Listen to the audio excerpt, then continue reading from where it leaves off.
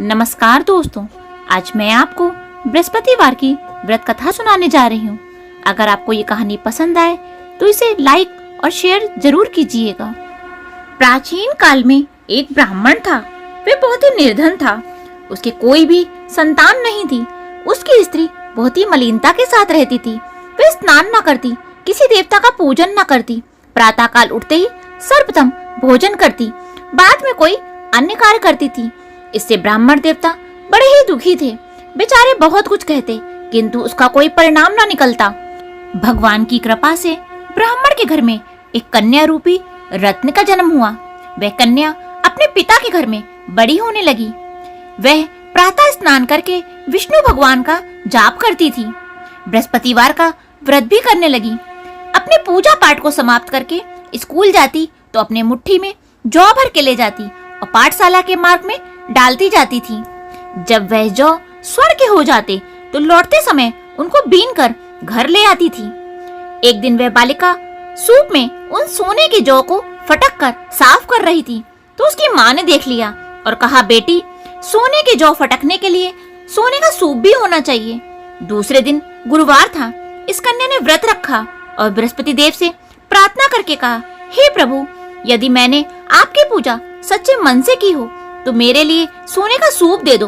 बृहस्पति देव ने उसकी प्रार्थना स्वीकार कर ली। प्रतिदिन की तरह वह कन्या जौ फैलाती हुई स्कूल जाने लगी। जब लौटकर जौ बीन रही थी तो बृहस्पति देव की कृपा से उसे एक सोने का सूप मिला। उसे वह घर ले आई और उससे जौ साफ करने लगी, परंतु उसकी माँ का वही ढंग रहा। एक दिन की बात है, वह कन्या सोने के सूप में जौ साफ कर रही थी। उसी समय उस शहर का राजपुत्र वहां से होकर निकला। इस कन्या के रूप और कार्य को देखकर मोहित हो गया तथा अपने घर आकर जल और भोजन त्याग कर उदास होकर लेट गया। राजा को जब इस बात का पता चला तो अपने प्रधानमंत्रियों के साथ उसके पास गए और बोले, बेटा, तुम्हें किस बात का कष्ट है? किसी ने तुम्हारा अपमान किया है क्या, अथवा और कोई कारण है? सो कहो, मैं वही करूँगा जिससे तुम्हें प्रसन्नता होगी। राजकुमार ने अपने पिता की बातें सुनी तो वह बोला, मुझे आपकी कृपा से किसी बात का दुख नहीं है। किसी ने मेरा अपमान भी नहीं किया है, परंतु मैं उस लड़की के साथ विवाह करना चाहता हूँ जो सोने के सूप में जौ साफ कर रही थी।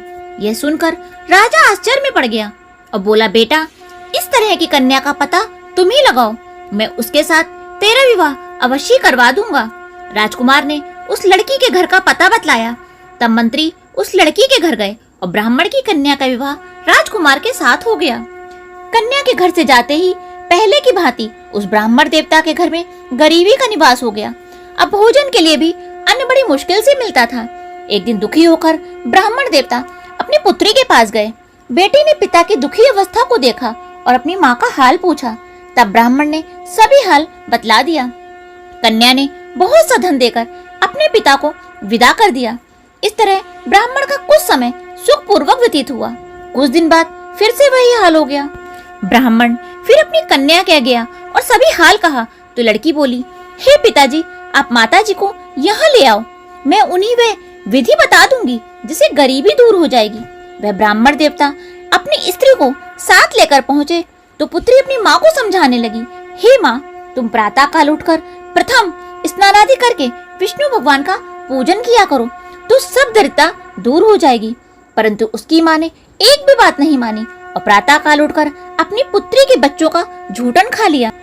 एक दिन उसकी पुत्री को बहुत गुस्सा आया और उसने एक रात कोठरी में सभी सामान निकालकर अपनी माँ को उसमें बंद कर दिया।